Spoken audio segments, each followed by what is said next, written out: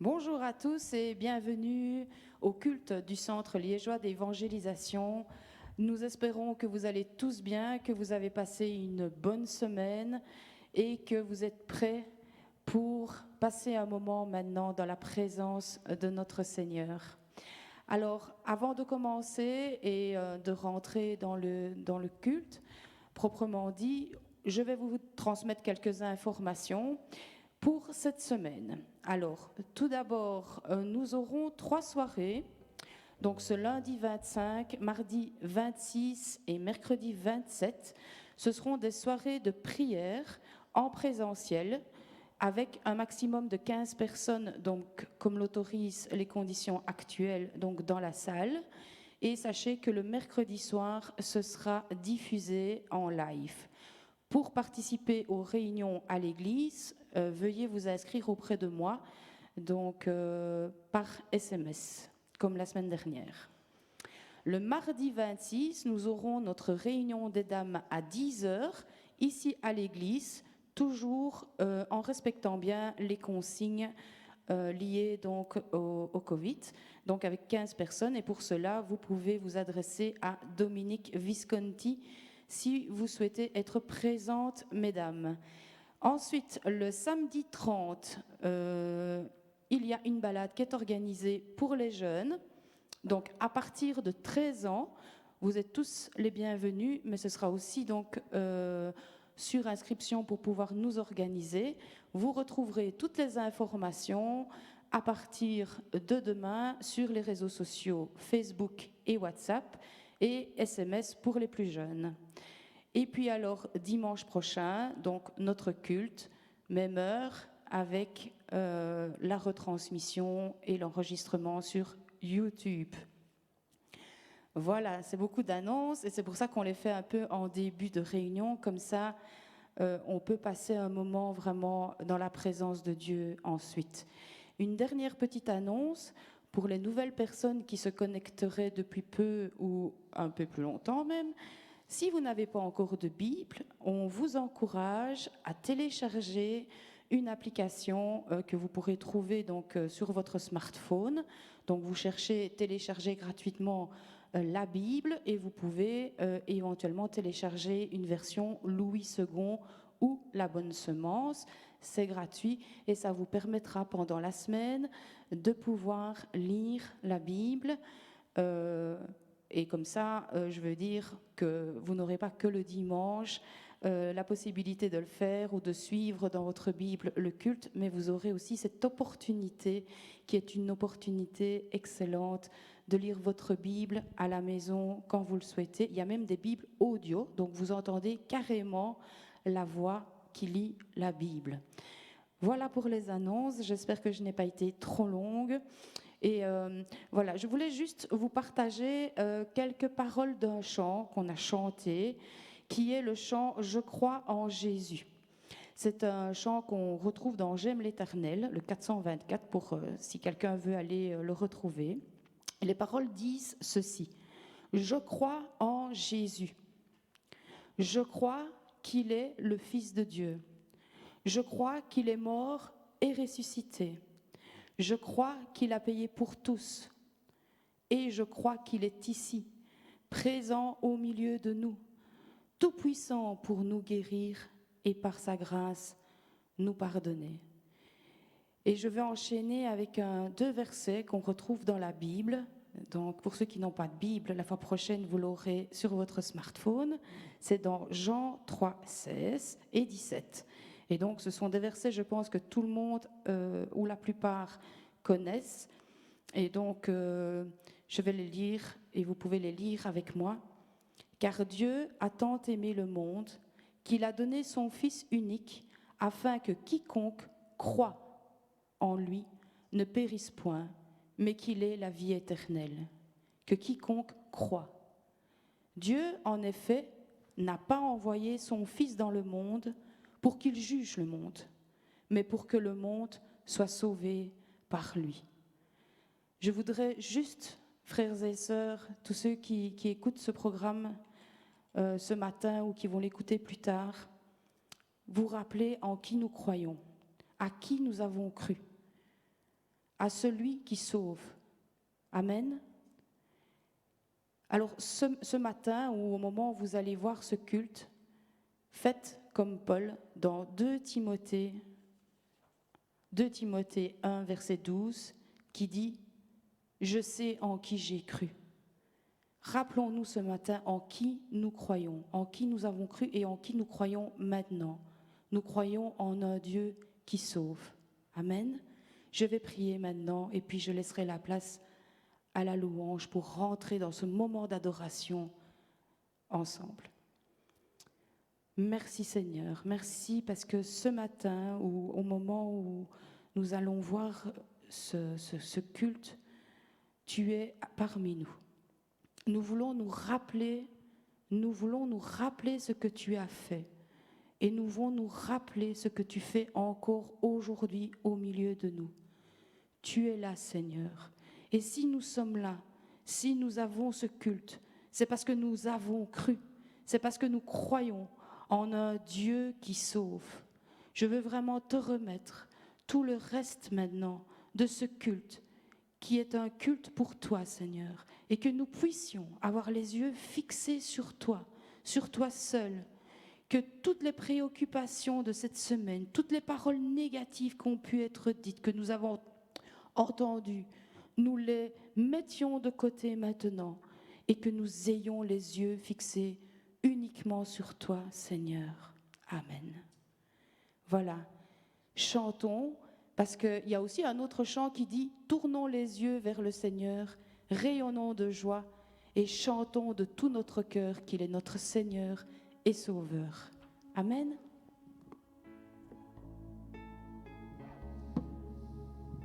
Bonjour à vous tous, très chers frères et sœurs. Je vous salue vraiment dans le bon nom de notre Seigneur Jésus-Christ. Et à vous, chers amis, qui avez commencé à nous suivre online, ou à vous, les nouveaux, qui venez peut-être de vous connecter, vraiment que vous puissiez être bénis. Notre Dieu est notre force, notre Dieu est notre chant. Nous allons chanter pour lui, nous allons le glorifier. Jésus, il est ma source d'eau vive. Jésus, sa parole est ma nourriture. Je ne suis pas déshydratée, ni sous-alimentée, parce que ta parole est mon pain quotidien.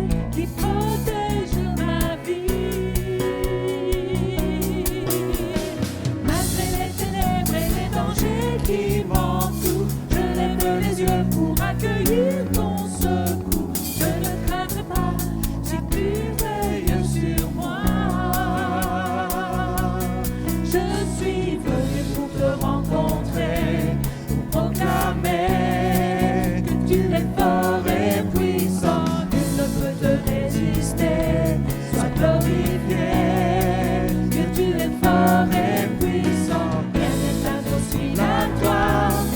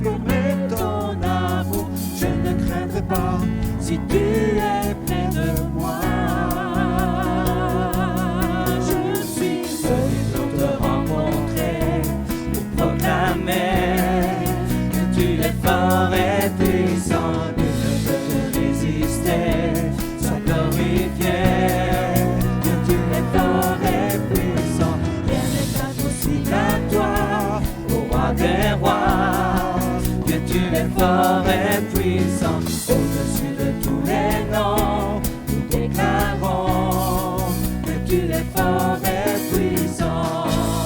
Oh, oh, oh, oh, oh, oh. Tu es fort et puissant. Oh, oh, oh, oh, oh, oh. Tu es fort et puissant. Rien ne peut nous séparer de ton amour manifesté en Jésus-Christ, mon Sauveur règne aux cieux. Rien ne peut nous séparer de ton amour manifesté en Jésus-Christ, mon Sauveur règne aux cieux. Je suis venu pour te rencontrer, pour proclamer que tu es fort et puissant, nul ne peut te résister. Sois glorifié, que tu es fort et puissant, rien n'est impossible à toi, au roi des rois. Que tu es fort et puissant, au-dessus de tous les noms. Nous déclarons que tu es fort et puissant. Oh, oh, oh, oh, oh, oh. Tu es fort et puissant. Oh, oh, oh, oh, oh, oh. Tu es fort et puissant. Alléluia. Alléluia. Tu n'as pas changé, Seigneur. Tu es toujours le même. Alléluia. Christ est mon rocher, où mes pieds restent fermes. Et nous voulons régner à jamais avec lui, avec Christ dans le ciel. Alléluia.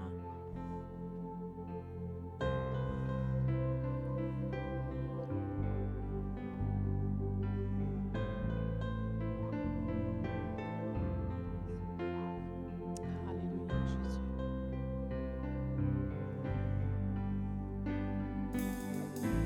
Assis dans le ciel, ton trône éternel, tu règnes à jamais. Vêtu de splendeur, entouré d'honneur et de majesté, les anges chantent à toi la gloire.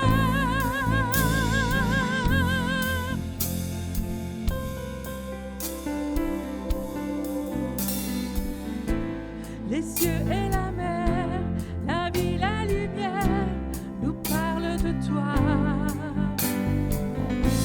Tu les as créés, les as appelés au son de ta voix. La terre chante majestueux,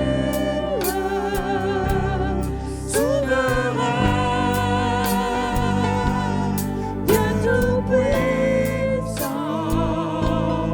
tu es saint.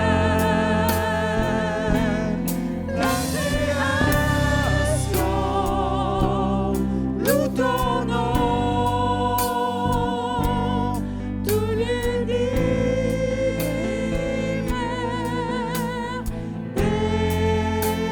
déclare à toi la gloire.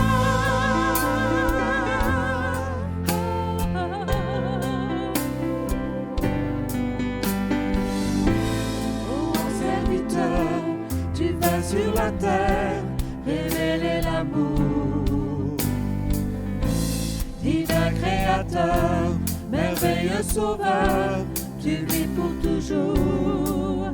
Tes enfants chantent majestueux, souverain, Dieu tout-puissant,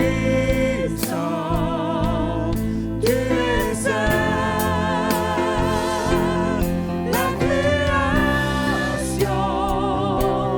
loue ton nom, tout l'univers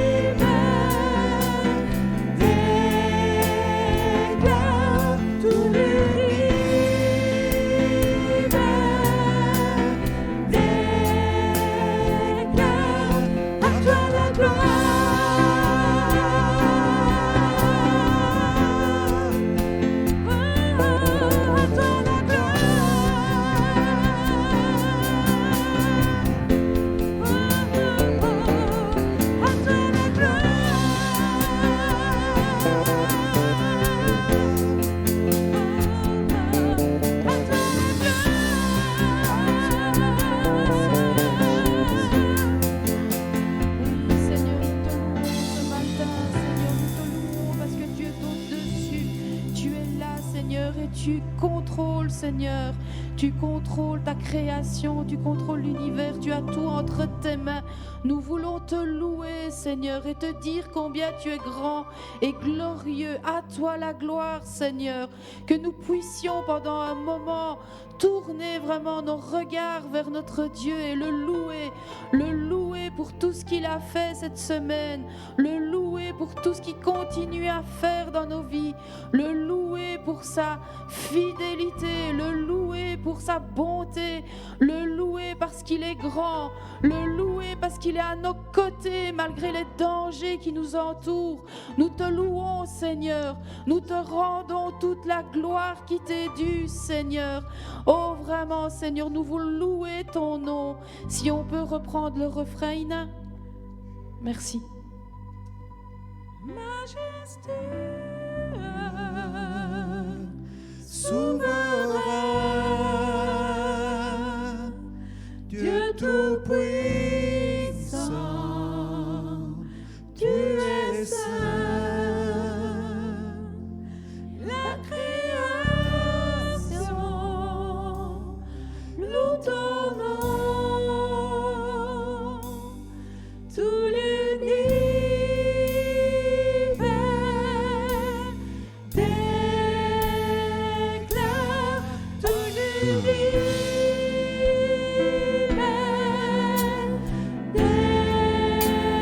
déclare, tout l'univers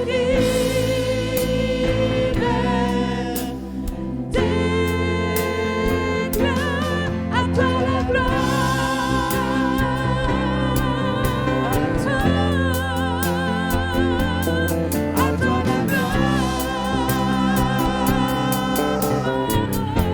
Toi seul soit toute la gloire, Seigneur. Jésus,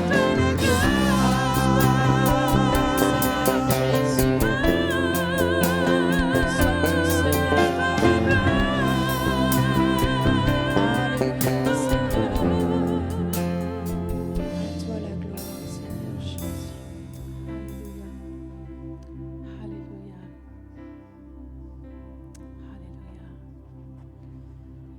Merci Seigneur. Les temps sont difficiles. Dans 1 Thessaloniciens 5, 23, il nous est dit que Dieu veut nous sanctifier tout entier. L'esprit, l'âme et le corps soient conservés irrépréhensibles. Le temps est proche. Dans Apocalypse 22, de 11 à 12, Dieu nous encourage. Il encourage ses enfants à continuer à pratiquer la justice et que celui qui essaie se sanctifie davantage. Jésus vient bientôt avec sa rétribution et il rendra à chacun selon l'œuvre qu'il aura accomplie. Peuple de Dieu, prépare-toi. Dans 1 Jean 2, 27, veille à ce qu'il y ait de l'huile dans ta lampe. Veille à ce que l'onction de Dieu demeure en toi, parce que son onction t'enseigne toutes choses, rien de tel que l'enseignement du Maître, Rabouni, le grand Maître. Alors, peuple de Dieu, veille à ce que l'onction de Dieu demeure sur toi, et tu ne seras pas pris au dépourvu le jour de sa venue.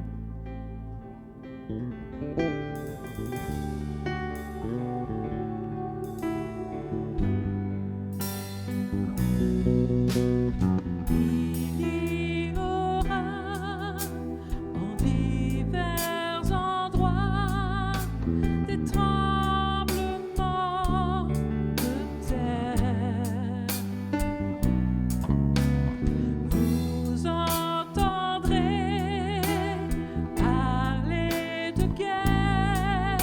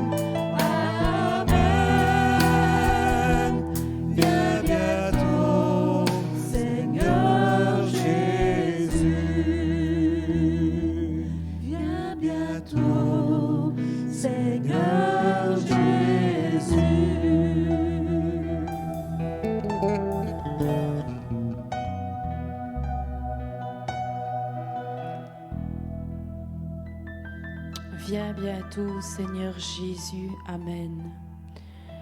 Oh Seigneur, merci Seigneur pour ce moment que nous avons pu passer, Seigneur, pour te chanter, pour te louer, Seigneur, pour t'adorer, parce que c'est à toi seul que vont toutes ces paroles, Seigneur. Nous voulons vraiment, Seigneur, te dire, Seigneur mon Dieu, que notre vie est entre tes mains. Et c'est vrai, tu viens bientôt. Et nous attendons, Seigneur, ce retour en tant comme une épouse qui attend son époux. Et merci, Seigneur, pour cette espérance que tu nous as donnée, que tu viendras nous chercher. Amen. Je voudrais prendre aussi un temps pour prier peut-être pour des besoins donc, dans notre assemblée. Donc, nous pensons tout particulièrement aux personnes plus âgées qui sont donc à la maison pour le moment. Nous pensons aussi aux personnes qui sont malades. Nous pensons aux personnes qui sont peut-être dans le deuil. Nous pensons aux personnes qui sont dans des situations plus difficiles. Donc nous pensons vraiment à vous tous qui êtes dans ces situations-là ce matin.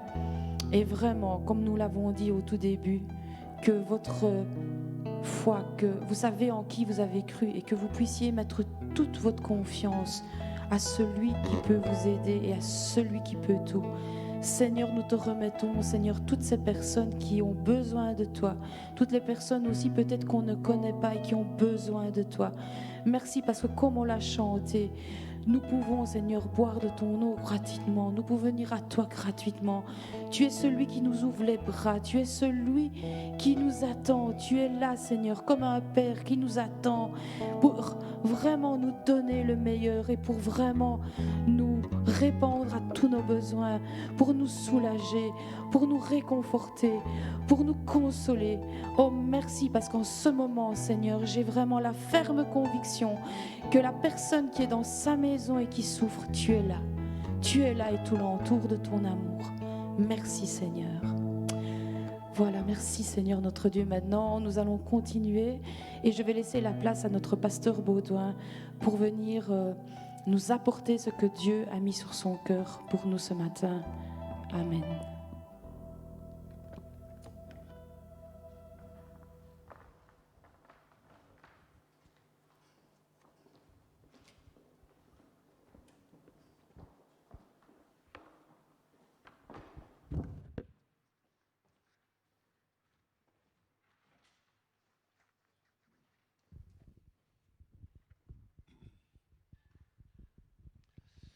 Merci à l'équipe de louanges pour ce merveilleux chant qui a été vraiment un chant d'introduction pour ce message ce matin.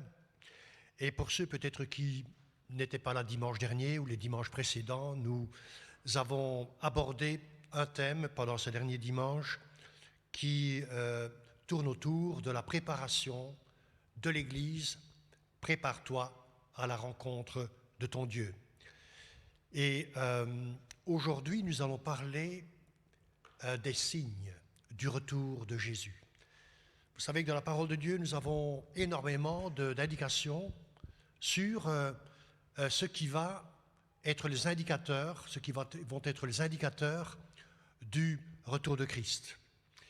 Et je commencerai par un que l'on ne trouve pas nécessairement en long et en large écrit dans la Bible, qui est simplement cité que Israël redeviendrait une nation en un jour.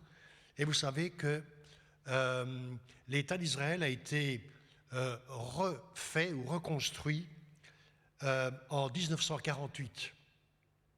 C'était à l'époque la Palestine qui était sous mandat britannique et dirigée par la Société des Nations. Et ce mandat devait prendre fin le 15 mai 1948.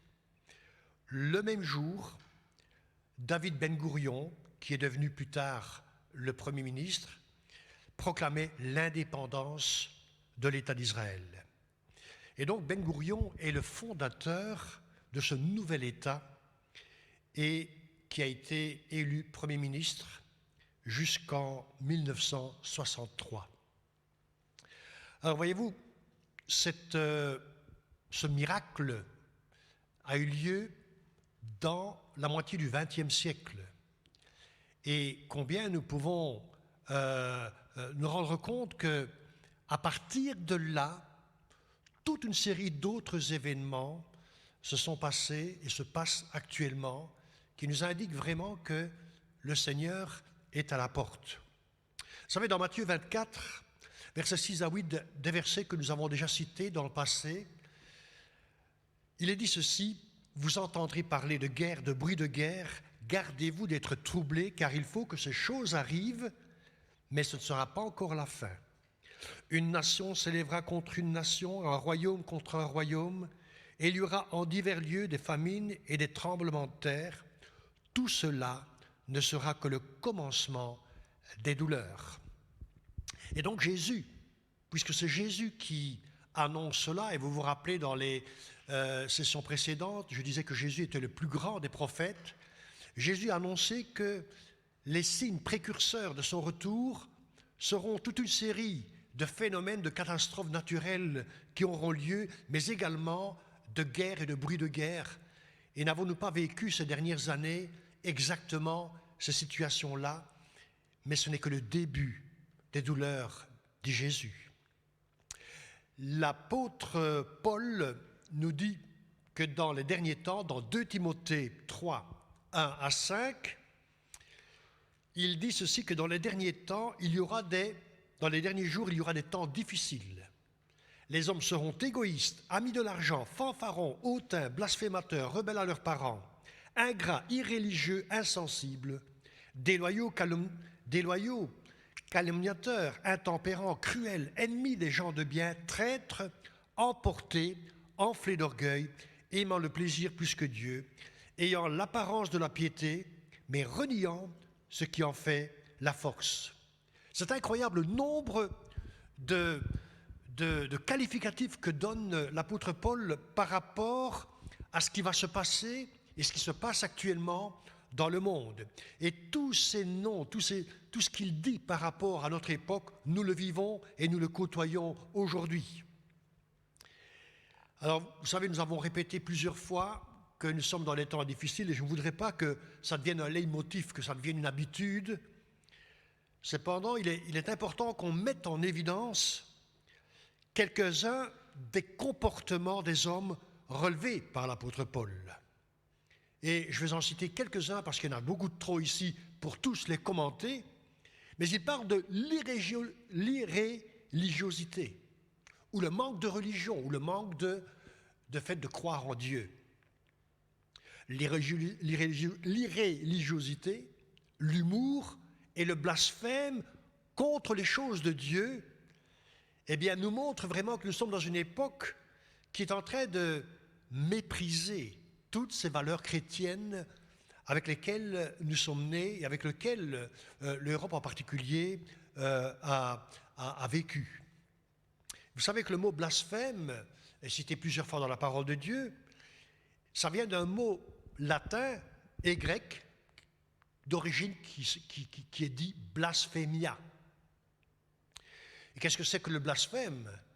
Eh bien, c'est une parole ou un discours qui outrage Dieu, qui outrage la religion ou qui outrage tout ce qui est sacré. Et le mot qui est associé à blasphème, c'est sacrilège.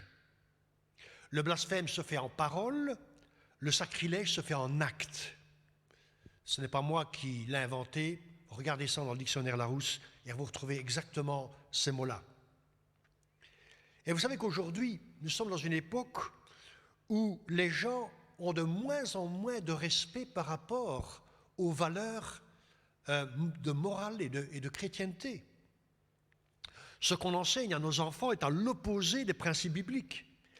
Et les parents ont un défi énorme à relever aujourd'hui, parce qu'on va taxer de xénophobe, de fondamentaliste, toute personne qui va oser aller à contre-courant par rapport à ce qui se passe aujourd'hui dans le monde. Alors, sous le label de la liberté d'expression, les médias en général, et les humoristes en particulier, n'hésitent pas de salir le nom de Dieu, de tourner la religion en dérision et de se moquer de l'Église. Paul, Jésus en ont parlé que dans les derniers temps, il y aurait des moqueurs. Et nous sommes aujourd'hui confrontés à cela, chers amis. Peut-être que vous avez déjà vécu cela au sein de votre propre famille, ou là où vous travaillez, ou dès que vous parlez de Dieu, eh bien, on vous regarde avec un genre disant, bon, on t'écoutera une autre fois. Paul parle aussi de l'apparence de piété, qui peut être aussi traduit par une religion de façade.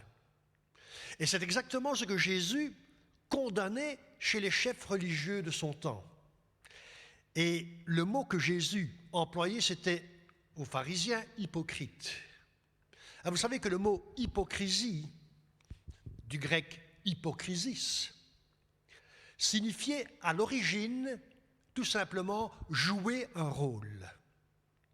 Ce n'était pas nécessairement quelque chose de négatif au début, mais c'est par la suite que le terme a évolué pour devenir péjoratif, pour devenir et avoir les sens suivants: comédie, mauvaise conduite, lâche. Quand on dit que quelqu'un est un hypocrite, eh bien, on le traite même de jaloux, de comédien.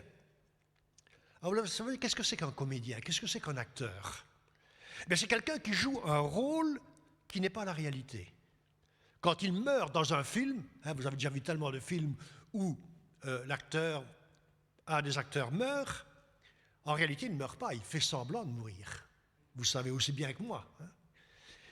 Et ainsi de suite pour tous les autres cas de figure. Alors qu'est-ce que c'est que faire semblant d'être chrétien? C'est de jouer un rôle qui n'est pas la réalité. Et c'est ce que Dieu a le plus en horreur. Et il a dit, ce sera un des signes des fins dernières. C'est la raison pour laquelle Jésus exposait ouvertement les pharisiens, qui étaient des véritables comédiens de la religion. Et il les a traités durement. Oh, il les a traités de hypocrites, sépulcres blanchis, aveugles qui conduisent d'autres aveugles, hommes faisant de belles prières en public pour être vus et loués des hommes. La religion de façade, c'est ça, c'est être vu des hommes. Mais comment sommes-nous vus de Dieu quand on a cette religion de façade? Alors voyez-vous, dans Matthieu 15, 1 à 8, Jésus était souvent confronté aux pharisiens. Nous lisons ici dans ce texte que les pharisiens et les scribes vinrent de Jérusalem auprès de Jésus et dirent: « Pourquoi tes disciples transgressent-ils la tradition des anciens, car ils ne se lavent pas les mains quand ils prennent leur repas ?» Jésus leur répondit: « Et vous, pourquoi transgressez-vous le commandement de Dieu au profit de votre tradition? Car Dieu a dit: honore ton père et ta mère, et celui qui maudira son père ou sa mère sera puni de mort. Mais vous, vous dites: celui qui dira à son père ou à sa mère: ce dont j'aurais pu t'assister est une offrande à Dieu, n'est pas tenu d'honorer son père ou sa mère.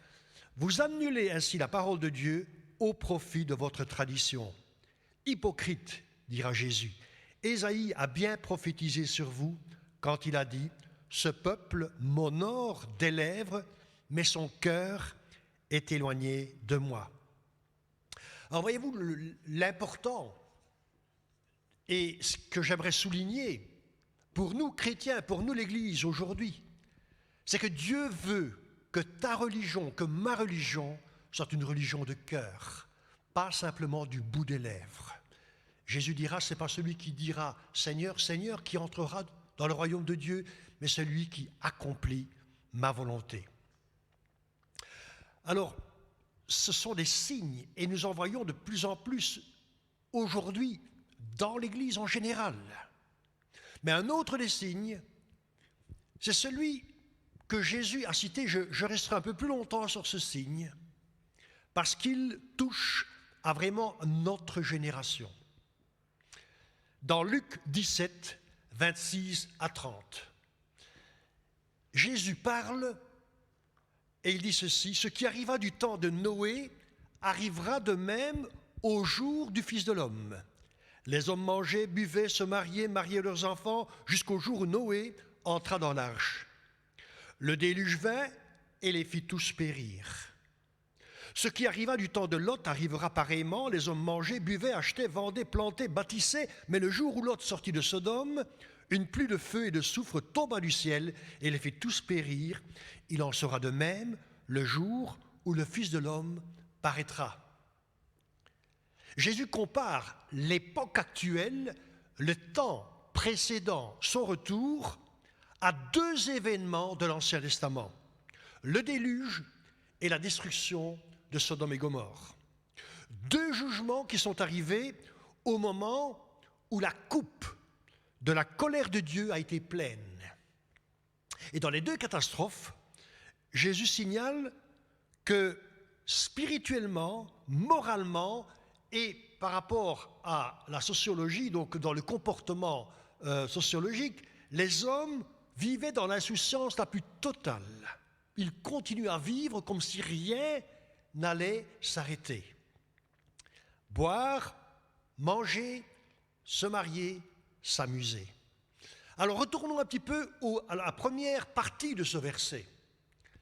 Les jours de Noé, dans Genèse 6, versets 11 à 12, il est dit que la terre était corrompue devant Dieu, la terre était pleine de violence, Dieu regarda du ciel, et voici, elle était corrompue, car toute chair avait corrompu sa voie sur la terre. Moïse a reçu cette parole par révélation. Les 5 premiers livres de la Bible ont été écrits par Moïse. Moïse n'a pas vécu dans le temps du déluge, mais il a reçu l'information de Dieu directement. Et ce qui vient en tout premier lieu dans l'époque de Noé et qui a, si vous voulez, déclenché le jugement de Dieu, c'était la violence généralisée, mondiale. Toute la terre était dans la violence. Toute la terre, dit l'Écriture, était corrompue.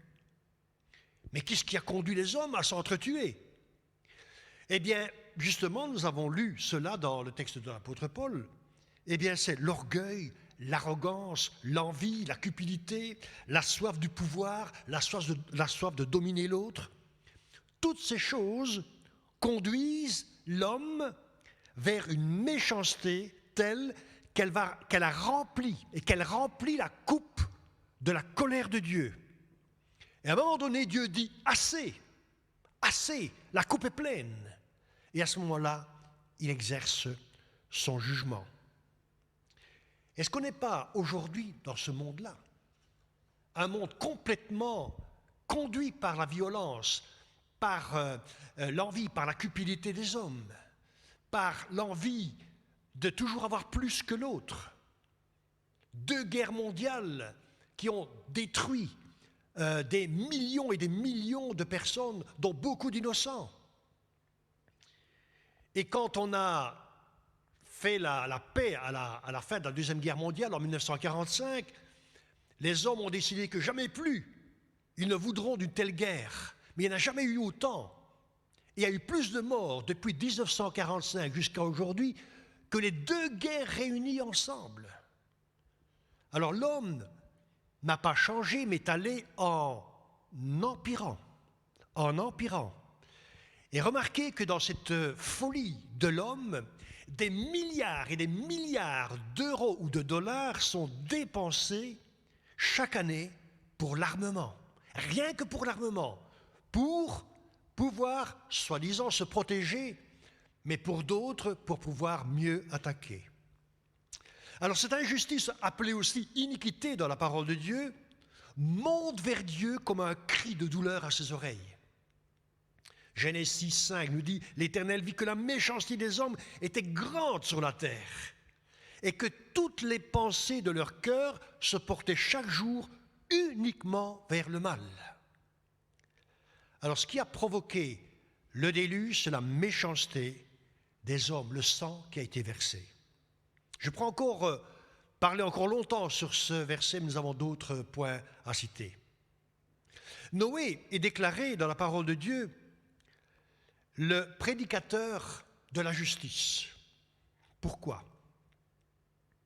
Tout simplement parce que Noé, pendant la construction de l'arche, il a continuer d'être l'homme juste. Et la Bible nous dit que Dieu a patienté pendant toute la construction de l'arche. Il a patienté pour que les hommes se repentent. Vous savez, quand Dieu parle à Jonas, le prophète, et lui dit d'aller à Ninive pour avertir la ville qu'un désastre attend cette ville, combien de temps est-ce que Dieu a donné à la ville de Ninive pour qu'elle se repente? Il n'a pas dit à Jonas, va dire à la ville que je vais la détruire, et le lendemain qu'il allait exercer le jugement. Non, il lui dit, et on trouve ça dans Jonas 3, 2 à 4, lève-toi, va à Ninive, la grande ville, et crie contre elle, car sa méchanceté est montée jusqu'à moi. Jonas se leva, alla à Ninive selon la parole de Dieu. Or, Ninive était une très grande ville de 3 jours de marche. Donc, il lui a fallu quand même 3 jours déjà pour traverser toute la ville et avertir, prêcher et dire à la ville, Dieu va juger la ville. Et voici son message. Verset 4. Il criait et disait, encore 40 jours et Ninive sera détruite. Dieu a donné 40 jours à la ville de Ninive pour qu'elle se repente. Et vous savez, si Dieu tarde aujourd'hui encore à exercer son jugement définitif sur la planète et sur la terre, c'est parce qu'il veut que d'autres hommes et d'autres femmes, et que toi qui écoutes le message ce matin, tu te convertisses, tu te repentes et tu te tournes à Dieu, parce qu'il ne veut pas la mort du pécheur. Alors revenons vers Noé. En combien de temps a-t-il construit l'arche? La Bible ne le précise pas, mais elle nous donne quelques indications. Noé est âgé de 500 ans quand ses 3 fils sont nés, et de 600 ans quand le déluge est arrivé sur la terre. On peut supposer que la construction s'est passée pendant tout ce long laps de temps. Et on pense que ses fils se sont mariés vers l'âge de 20, 30, 40 ans peut-être. Mais pendant des dizaines d'années, pendant qu'il construisait l'arche, Noé n'a fait que de parler du jugement qui allait venir. Et qui l'a cru? Si vous lisez la Bible, personne. Personne ne l'a cru. Et plus les années passaient, plus la structure, parce que c'était un énorme bateau pour l'époque, moins les gens croyaient, car ils s'étaient habitués à entendre les mêmes paroles de Noé, et qui étaient pris pour un fou. Vous savez, l'apôtre Paul nous dit que la prédication de la foi est une folie pour ceux qui périssent, mais elle est la puissance de Dieu pour ceux qui croient. Béni soit Dieu si tu crois aujourd'hui, car la prédication de la parole de Dieu est une puissance qui libère, qui sauve, qui guérit, et qui te donne l'assurance que tu as la vie éternelle. Noé est cité dans Hébreux 11 comme étant un héros de la foi, parce que pendant toutes ces années, devant les moqueries, la risée qu'il était, et on le prenait vraiment pour un guignol, il ne s'est pas découragé, mais il a continué de croire et d'obéir à la volonté de Dieu. C'est pour ça que Hébreux 11, 7 nous dit, c'est par la foi que Noé, divinement averti des choses qu'on ne voyait pas encore, et saisi d'une crainte respectueuse, construisit une arche pour sauver sa famille. Car c'est par elle qu'il condamna le monde et devint héritier de la justice qui s'obtient par la foi. Béni soit Dieu. Noé a été divinement averti. Frères et sœurs, chers amis, j'aimerais vous dire à vous qui écoutez ce message aujourd'hui, c'est que Dieu vous parle et vous avertit. Il n'y a pas besoin que vous entendiez une voix angélique. Il n'y a pas besoin d'une révélation spéciale ou spectaculaire. Aujourd'hui, dans le monde entier, l'Évangile est annoncé. Et elle est annoncée ce matin pour vous avertir, pour avertir le monde que Dieu va juger cette terre et qu'il revient bientôt. Plus que jamais, Dieu appelle son peuple et son Église à publier bien haut que Jésus va revenir. Et la coupe de la colère de Dieu, elle est en train de se remplir. Et elle arrive à être pleine. Et quand la dernière goutte qui fait déborder le vase arrivera, alors viendra la fin et le jugement. La deuxième partie du verset que Jésus a cité, c'est toujours dans Luc 17. Et versets 28 à 30, il dit « Ce qui arriva du temps de Lot arrivera pareillement. Les hommes mangeaient, buvaient, achetaient, vendaient, plantaient, bâtissaient. Mais le jour où Lot sortit de Sodome, une pluie de feu et de soufre tomba du ciel et les fit tous périr. » Nous l'avons lu tout à l'heure, mais je le relis pour que vous compreniez bien ce qui s'est passé dans cette ville. 2 Pierre 2, 6 à 8, dans le Nouveau Testament, Pierre a reçu aussi par le Seigneur cette parole. Il a dit, s'il a condamné à la destruction et réduit en cendres les villes de Sodome et de Gomorrhe, les donnant comme exemple aux impies à venir. Donc ces villes nous servent d'exemple à ne pas suivre. S'il a délivré le juste Lot profondément attristé de la conduite de ces hommes sans frein dans leur dissolution. Car, dit-il, ce juste qui habitait au milieu d'eux, tourmentait journellement son âme juste à cause de ce qu'il voyait et entendait de leurs œuvres criminelles. Alors Jésus compare les jours précédant son retour à ceux de ces villes maudites. Quel était le problème des Sodomites? Quel était le problème de Sodome et de Gomorrhe? Parce que ces 2 villes sont citées ensemble et il y avait quelques autres petites villes associées. C'est qu'ils vivaient dans une immoralité la plus totale. Pire que ça, on ne pouvait. Pierre parle d'hommes sans frein dans leur dissolution. Et ce mot touche à un désordre qui a atteint son paroxysme sur le plan moral. Dans ce contexte, comme au temps de Noé, les hommes se mariaient, festoyaient, achetaient, vendaient, dans l'indifférence la plus totale de ce que Dieu allait faire.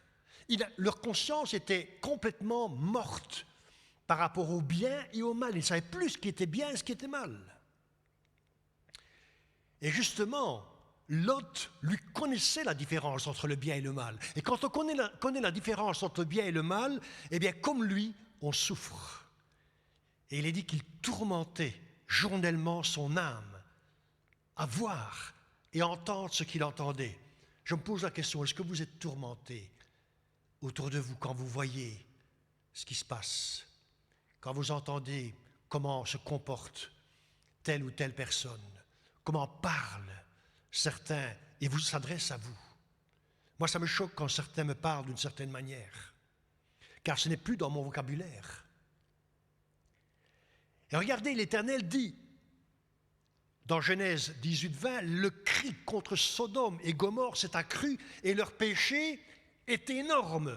On ne voit pas souvent écrit ça dans la Bible, mais le péché avait atteint un sommet que Dieu ne pouvait plus tolérer.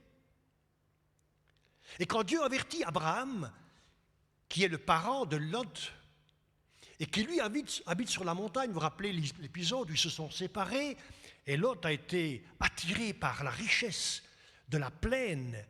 Malheureusement, il a été attiré aussi par les villes de Sodome et de Gomorrhe. Dieu avertit Abraham et lui dit, le péché des Sodomites a atteint le maximum. Le jugement a sonné pour ces villes. Ce qui est grave, c'est que Lot et sa famille n'avaient plus la force ni la volonté de quitter ces villes.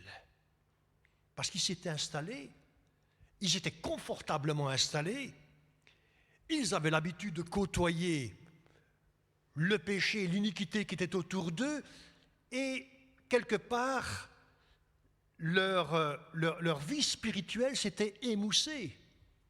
Ils n'avaient plus cette acuité, cette écoute de la voix de Dieu comme quand ils étaient avec Abraham. Parce qu'Abraham écoutait Dieu. Il a fallu l'intercession d'Abraham et l'intervention divine pour empêcher le désastre total de la famille de Lot. Et remarquez que seule une petite partie de la famille de Lot a été sauvée. Les autres, non. Alors voyez-vous, Dieu ne pouvait pas détruire ces villes tant qu'il y avait des justes dedans. Et je n'ai pas le temps de passer à toute l'intercession d'Abraham, mais c'est intéressant pour vous de le lire à domicile, Genèse 18, 24 à 32, nous n'allons pas le lire, mais nous allons simplement le commenter. Quand Abraham apprend la nouvelle que ces villes vont être détruites, il pense tout de suite, mais il y a mon neveu qui est là-bas, il y a sa famille, il y a tous ses enfants, ses petits-enfants qui sont là. Et il dit à Dieu, mais il y a peut-être 50 justes dans la ville, est-ce que tu vas détruire les justes avec les injustes? Et Dieu dit non. Et il continue et il va jusqu'à arriver jusqu'à 10. Et l'Éternel dira, s'il y a 10 justes, je ne détruirai pas la ville à cause de ces 10. Et j'aimerais aller plus loin. Il y aurait eu un seul juste. Dieu n'aurait pas détruit la ville pour un seul juste. Parce qu'il ne peut pas punir le juste en même temps que l'injuste. Et je tire une petite parenthèse en vous disant que le jugement de Dieu sur la terre viendra à un moment donné où les justes seront enlevés. D'abord, nous reviendrons à tout cela plus tard.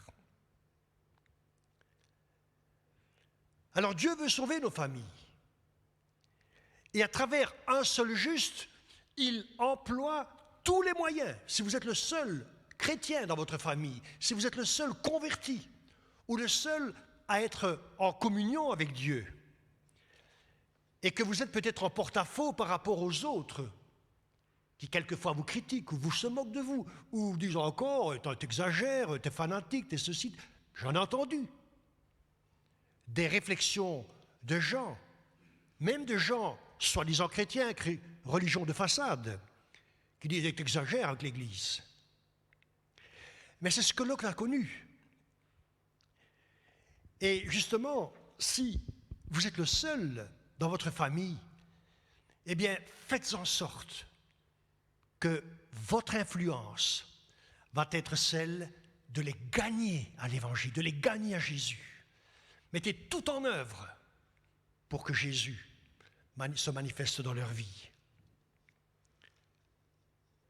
Alors, quand les anges finalement vont venir à la porte de la maison de Lot, on lit ça dans Genèse 19, 12 à 16. Là, on dit les hommes, mais on sait que c'était les anges. Ces anges dirent à Lot, qu'as-tu encore ici, gendre, fils, fille, et tout ce qui t'appartient dans la ville, fais-les sortir de ce lieu. Parce que la famille de Lot, ce n'était pas que Lot et ses 2 filles que nous lisons plus tard. Non, il avait d'autres enfants. Il avait des gendres, il avait des enfants, il y avait les parents de ces gendres. Donc c'était une grande famille, c'était une tribu. Et les anges disent que tous ceux qui sont connectés à toi se lèvent parce que nous allons détruire cette ville. Mais il est dit dans la parole de Dieu, et nous lisons cela, mais aux yeux de ces gendres, il parut plaisanter. Ils ont pris ça comme une rigolade. Pour eux, ce n'était pas possible. Lot divaguait. Il avait trop mangé la veille ou trop bu, et il a eu une hallucination. Et c'est pour ça que la parole de Dieu nous montre que dès l'aube, les anges ont insisté. Lot n'arrivait pas à se décider parce qu'il y avait des tiraillements dans la famille. Il y en a qui se moquaient, d'autres disaient « mais t'exagères, il ne va pas quand même détruire. C'est pas possible. » Et à un moment donné, Lot, les hommes plutôt, prennent la main de Lot. Et Lot prend la main de sa femme et ses filles, 2 filles, et ils sortent, comme forcés, poussés. Derrière, il y avait toute la puissance de l'intercession d'Abraham, toute la puissance d'un homme de Dieu qui était connecté à Dieu et qui aimait Dieu et qui savait que ce que Dieu dit, c'est la vérité. Quel drame pour Lot de voir que ses gendres et ses filles restaient et que ne le suivaient pas. Vous savez, l'incrédulité, c'est le pire des péchés. Et un jour, Dieu ne te reprochera pas d'avoir fait ceci ou de ne pas avoir fait cela. Il te dira, pourquoi n'as-tu pas cru? Pourquoi n'as-tu pas cru? alors qu'on te parlait, alors qu'on t'avertissait, alors qu'on te disait la vérité. Pourquoi n'as-tu pas cru? Alors vous voyez, chez les Sodomites, le problème, c'est exactement le même, outre l'immoralité encore plus grande que du temps de Noé, mais c'était la même situation. L'amour de l'argent, l'amour du plaisir, l'intempérance, l'immoralité, la méchanceté, tous les ingrédients étaient là, comme au jour de Noé, pour que Dieu décrète la fin de ces villes. Je me pose la question aujourd'hui, est-ce que nous ne sommes pas, nous aussi, frères et sœurs, chers amis, dans une époque où toutes nos pensées ne sont que vers les plaisirs, vers le matérialisme, vers les excès de toutes sortes. Et je ne veux pas ici jeter la pierre à qui que ce soit, mais quand on pense à ce que l'Occident jette comme nourriture, comme bien, c'est la nausée quand on sait que d'autres n'ont rien et n'ont peut-être qu'un seul repas par jour, voire un repas tous les 2 jours. Mais ceci aura une fin, car Dieu va juger un jour l'homme pour toutes ses actions. Et finalement, Lot est sorti de la ville, non sans peine. Et en cours de route, la femme de Lot qui est partagée, qui est divisée en deux, parce que je connais beaucoup de gens qui sont comme ça, divisés en deux. La femme de Lot se retourne et elle meurt, foudroyée, et devient une statue de sel. Pourquoi? Parce que l'ordre de Dieu était pour Lot et ceux qui allaient le suivre de courir droit devant eux et de ne pas regarder en arrière. Frères et sœurs, chers amis, j'aimerais vous dire que quand on commence notre vie chrétienne, on ne doit plus regarder en arrière. On ne doit plus regarder en arrière. On doit faire sauter les ponts qui sont derrière nous pour être certain de ne plus retourner en arrière. Malheureusement, il y a des hommes qui marchent un pas en avant et la tête sur le côté. Et très vite, on dévie. Vous avez déjà fait l'expérience, quand on n'est pas fixé là, dans l'objectif vers lequel on doit marcher, on dévie.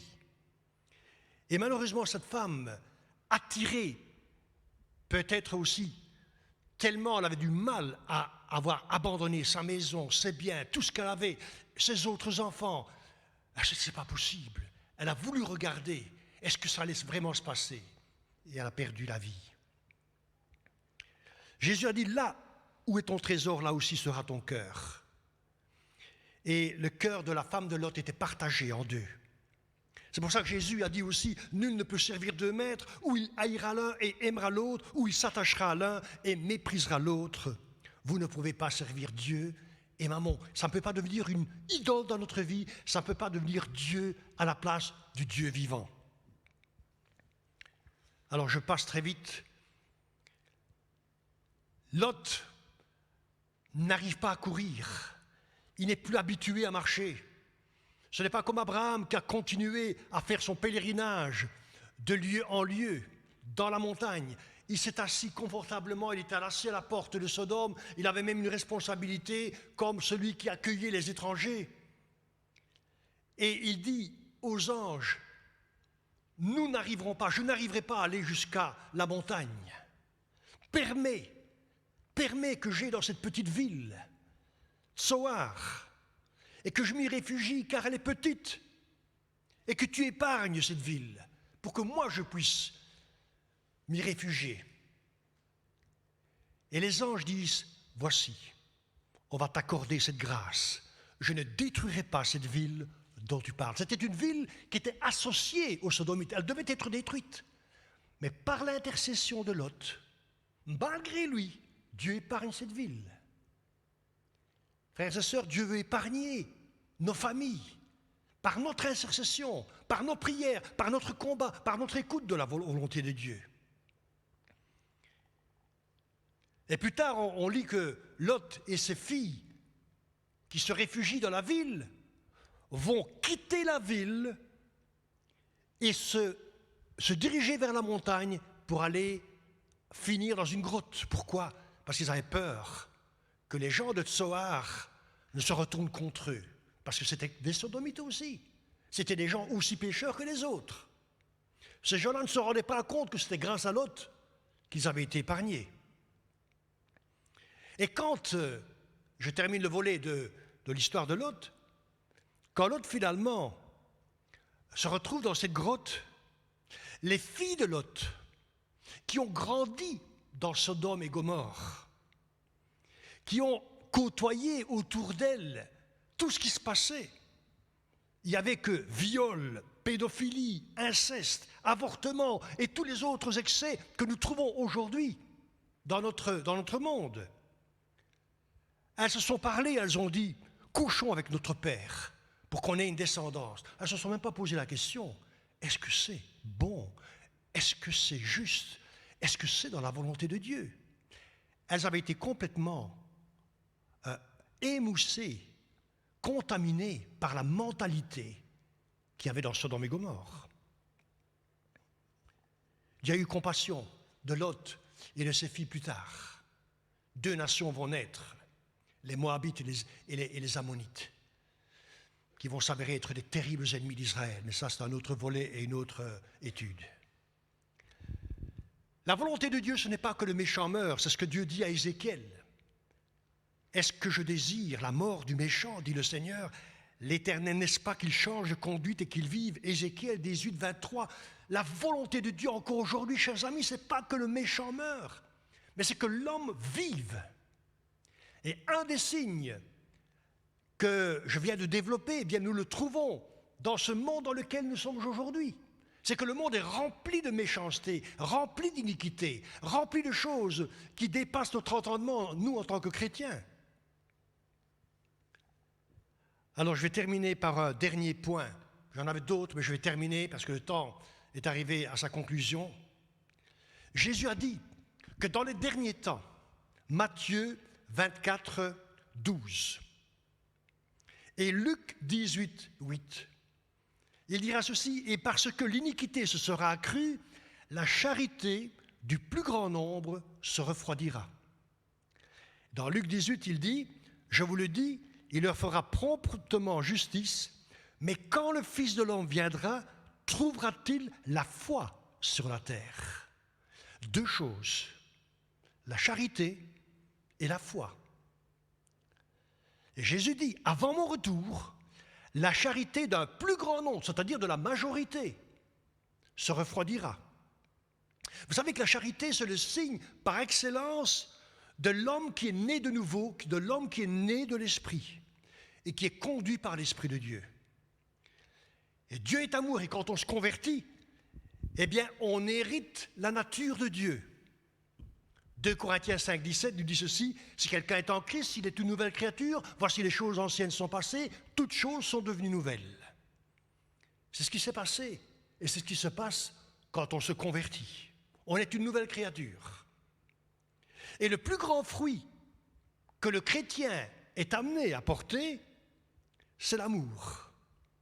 L'amour.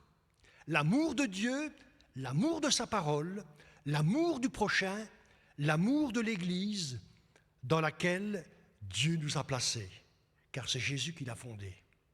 Et dit que dans les derniers temps, cet amour-là, chez beaucoup, va diminuer, va se refroidir. Oh frères et sœurs, j'espère que vous n'êtes pas de ceux qui, ce matin, être refroidis par rapport à l'amour de Dieu, de sa parole et l'amour de son Église. Les temps qui précéderont le retour de Christ seront des temps aussi où il y aura beaucoup d'abandon. Des gens qui vont abandonner l'Église ou qui auront la démangeaison de ne pas rester dans une Église. D'où l'exhortation de l'Épître aux Hébreux, Hébreux 10, 24 à 25. Veillons les uns sur les autres pour nous exciter à la charité et aux bonnes œuvres. N'abandonnons pas notre assemblée comme c'est la coutume de quelques-uns, mais exhortons-nous réciproquement, cela d'autant plus que vous voyez s'approcher le jour. Regardez combien ce verset résume tout ce qui vient d'être dit. Et puis deuxièmement, Jésus dira, mais quand je reviendrai, est-ce que je trouverai encore des gens qui croient réellement? La foi, c'est le don de Dieu pour tout homme qui s'approche de lui. Et quand on écoute sa parole, eh bien, nous recevons la foi dans notre cœur. La foi vient dans l'écoute de la parole de Dieu. Ce matin, tu peux recevoir la foi dans ton cœur en écoutant la parole de Dieu. Tu ne croyais pas peut-être avant, maintenant tu crois parce que la foi, la parole de Dieu est entrée dans ton cœur. Et les derniers temps seront caractérisés par des gens qui ne voudront plus entendre la voix de Dieu. Et ils ne voudront plus entendre la vérité de la parole de Dieu. Je termine par ce verset. 2 Timothée 4, 3, 4. Car il viendra un temps où les hommes ne supporteront plus la sainte ou la saine doctrine. Mais ayant la démangeaison d'entendre des choses agréables, ils se donneront une foule de docteurs selon leurs propres désirs, détourneront l'oreille de la vérité et se tourneront vers des fables. Et vous savez, faites attention, frères et sœurs, de celui ou de celle qui vous dit « Dieu m'a dit » ou « J'ai eu une révélation » ou « J'ai eu ceci ». Quelquefois, on utilise le mot de Dieu trop à la légère et on se tourne vers une fausse route. Alors Jésus dira, quand vous verrez ces choses, quand vous entendrez ces choses, levez vos têtes, redressez-vous, parce que votre délivrance est proche.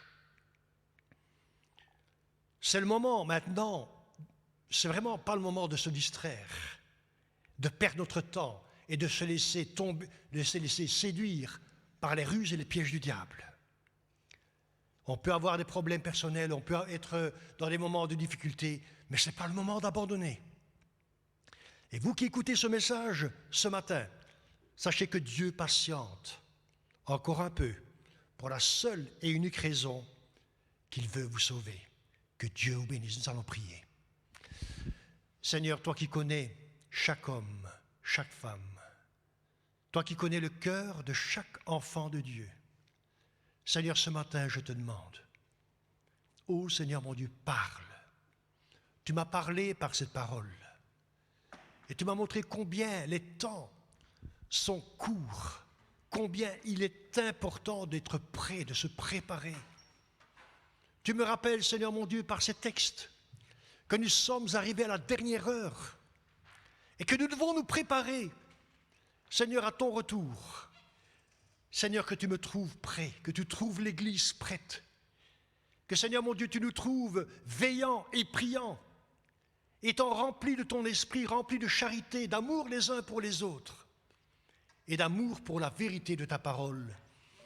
Père, bénis chaque personne, sauve, délivre, je te le demande dans le nom de Jésus et pour ta gloire. Amen. Que Dieu vous bénisse.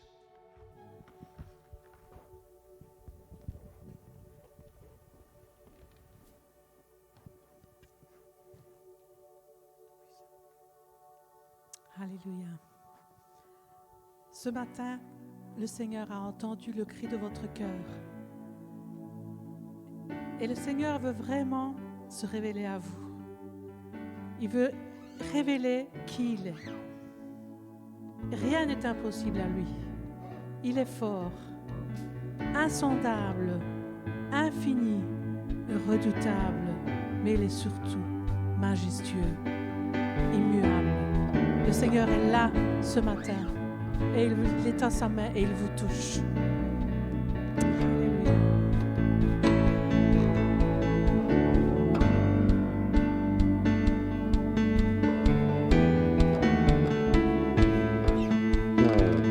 Tu es grand et admirable, tu es saint et véritable, éternel et incomparable, tu es là.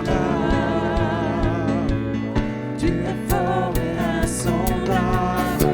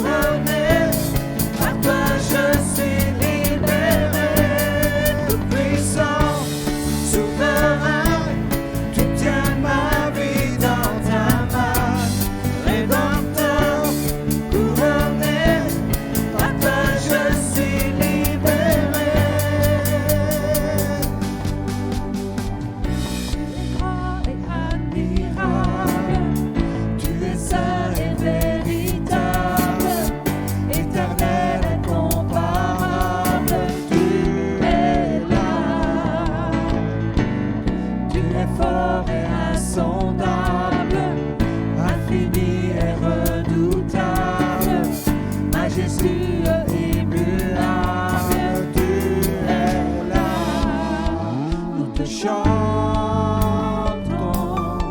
nous proclamons, Nous te chantons, nous te chantons. nous proclamons, tout puissant, souverain, tu tiens ma vie dans ta main, rédempteur, couronné, par toi je suis libéré, tout puissant, souverain, tu tiens ma vie dans ta main, rédempteur, couronné, par toi je suis libéré. Entends nos cris, entends nos cœurs, nous sommes unis pour toi Seigneur. Entends Ce nos matin, le cris, Seigneur entend notre entends cri. nos cœurs, Il nous voit sommes votre cœur. unis pour toi Seigneur, veut Seigneur. nous toucher ce matin. Entends nos cris, entends Ouvre-lui nos votre cœurs, cœur. nous sommes Laissez-vous unis travailler par lui. pour toi Laissez-le Seigneur. faire. Entends Il veut nos vous cris, guérir. Il veut entends vous nos sauver. cœurs, Il nous veut vous sommes prendre auprès de lui, unis là où il est. pour toi Seigneur. Entends nos cris, entends nos cœurs, nous sommes unis pour toi Seigneur. Entends nos cris, entends nos cœurs, nous sommes unis pour toi Seigneur. Souverain, tu tiens ma vie dans ta main, rédempteur, couronné, par toi je suis libéré, tout puissant, souverain, tu tiens ma vie dans ta main, rédempteur, couronné, par toi je suis libéré. Alléluia. Amen.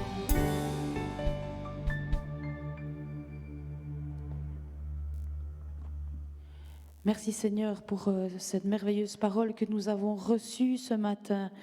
Et comme le pasteur l'a dit, Dieu est patient, Dieu patiente encore jusqu'à ce que la coupe déborde.